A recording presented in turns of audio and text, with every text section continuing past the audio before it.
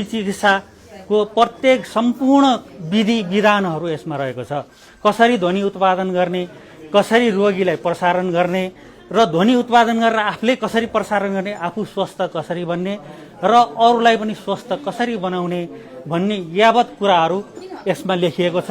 र प्रकृति र पञ्चतत्व सम्बन्धित लेखिएको छ। प्राकृतिक चिकित्सा सम्बन्धी व्याख्या गरिएको छ। प्रकृति र मानवको सम्बन्ध कस्तो हुनुपर्छ भन्ने व्याख्या गरिएको छ। प्रकृति, मानव र पृथ्वीको सम्बन्ध कस्तो हुनुपर्छ त? हामीले पृथ्वीसँग सँगसँगै कसरी जाने? हामी प्रकृतिसँग सँगसँगै गइयो भने मात्र हामी स्वस्थ भइन्छ।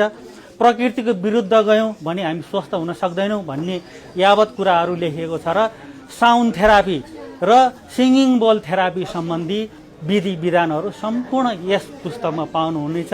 र यो पुस्तक पढिसकिसकेपछि तपाईँ आफै पनि एउटा ध्वनि चिकित्सक बन्नु